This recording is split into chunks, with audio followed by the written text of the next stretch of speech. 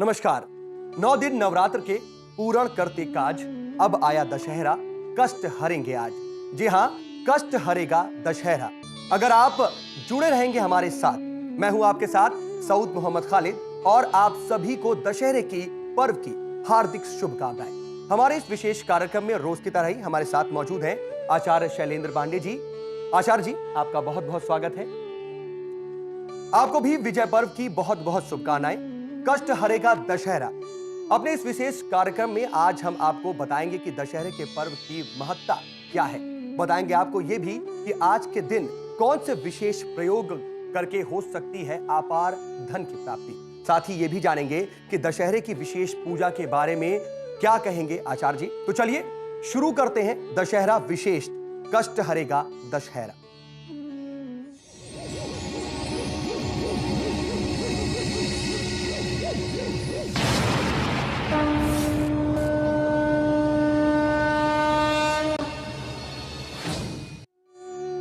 तो आचार्य जी, सबसे पहले जानेंगे कि इस पर्व की महत्ता क्या है और दशहरा मनाने के पीछे क्या मान्यता है।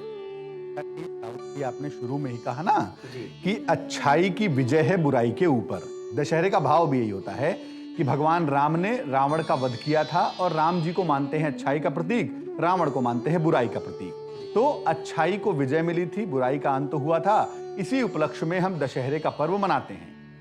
दशहरे के साथ दो बातें बड़ी खास हैं। पहली बात यह है कि भगवान राम ने भगवती दुर्गा की कृपा से रावण को परास्त किया था। दूसरी बात यह है, इसी दिन दशहरे के दिन ही नवरात्रि का समापन होता है। और तीसरी बात है कि इस दिन अस्त्र और शस्त्रों की पूजा होती है। हम जिस देश में रहते हैं वहां पर पुस्तकों की पूजा भी होती है, ज्ञान की पूजा भी होती है, लेकिन याद रखिए किसी भी ज्ञान के पहले उस ज्ञान को बनाने वाले की सुरक्षा भी जरूरी है। इसलिए हम अस्त्र और शस्त्रों की पूजा भी आज के दिन करते हैं। तो दशहरे का पर्व अच्छाई की विजय, अस्त्र शस्त्रों की पूजा और धन के लिए तमाम विशेष प्रयोग, विजय के लिए तमाम विशेष प्रयोग दशहरे के दिन किए जाते हैं। तो आचार्य जी, आपने काफी अहम और जरूरी जानकारियां दी। लेकिन आचार्य जी, क्योंकि आज नवरात्रि का भी आखिरी दिन है और नवरात्रि के आखिरी दिन के साथ ही साथ क्या इस दिन भी देवी की ही पूजा होगी या फिर भगवान श्री राम की? देखिए, पूजा दोनों की होगी। नवमी तिथि आज जो है वो दोपहर के 1:31 तक है जी। तो 1:31 तक हम माँ के नवे स्वरूप की माँ सिद्धिदात्री की पूजा करेंगे और इसके बाद दशहरे की शुरुआत हो जाएगी। तो दशहरे की शुरुआत जब हो जाएगी तब भी हम पहले देवी की ही पूजा करेंगे और फिर भगवान राम की पूजा करेंगे।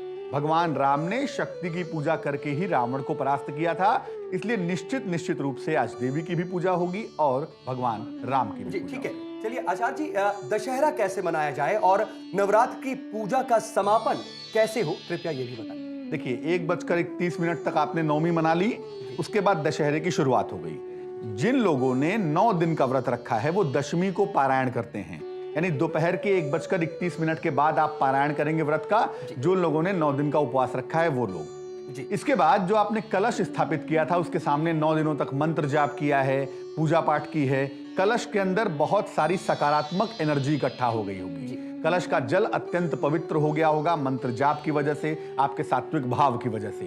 अब सबसे पहले कलश का जल उठाते हैं, कलश को खाली करते हैं, उसका जल निकालते हैं, जल को घर के कोने कोने में छिड़कते हैं। बहुत सारे लोग उस जल से स्नान भी करते हैं और बाकी बचे हुए जल को गमले में, पौधे में डाल देते हैं। जिस जगह पर कलश की स्थापना की गई थी वहां पर एक ज्योति दीपक जला देते हैं जो रात भर जलता रहता है। इस प्रकार से दशहरे का समापन, नवरात्रि का समापन हम करते हैं।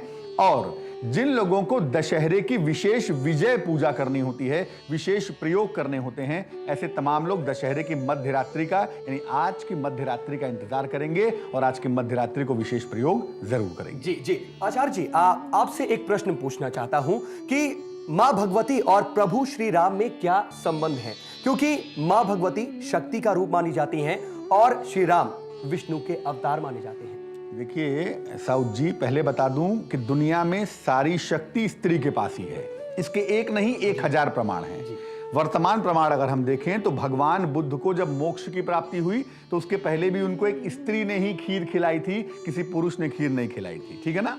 तो सारी शक्तियां स्त्री के पास हैं। अब भगवान राम भले ही मर्यादा पुरुषोत्तम हो, भले ही नारायण के अवतार हों, भले ही सारे अस्त्र शस्त्रों से संपन्न हों, भले ही शिव की पूजा करके आए हों, लेकिन भगवान राम को भी शक्ति चाहिए रावण को परास्त करने के लिए।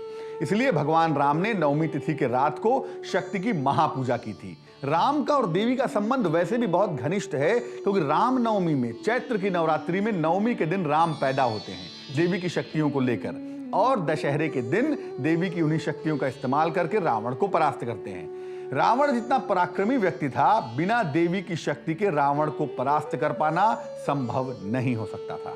जी, बहुत खूब और बहुत कुछ जानने को मिल रहा है दर्शकों को भी और मुझे भी। और वहीं आचार्य जी, भगवान राम की कुंडली में ऐसी क्या बात थी, ये जानना चाहेंगे कि क्या खास ऐसी बात थी जिसने उन्हें मनुष्य योनि में भी मर्यादा पुरुषोत्तम श्री राम बना दिया। देखिए, राम जी की जो कुंडली बनती है ना, वो कर्क लग्न की है। ज्योतिष में 4 लग्न ऐसे हैं जो अपने आप में विलक्षण माने जाते हैं: कर्क लग्न, मेष लग्न, मकर लग्न और तुला लग्न।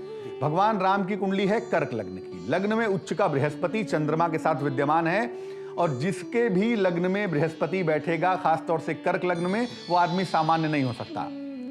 इसलिए याद रखिए, भगवान राम की कुंडली बृहस्पति की वजह से विलक्षण है। और बृहस्पति भी कैसा? सामान्य नहीं, परम उच्च का बृहस्पति, यानी अपने सबसे ज्यादा डिग्री पे बैठा हुआ है, अपनी उच्च राशि में विद्यमान है। इसके अलावा 9 में से 8 ग्रह भगवान राम की कुंडली में अपनी अपनी उच्च राशियों में बैठे हुए हैं। ये सामान्य व्यक्ति की कुंडली वैसे भी नहीं हो सकती।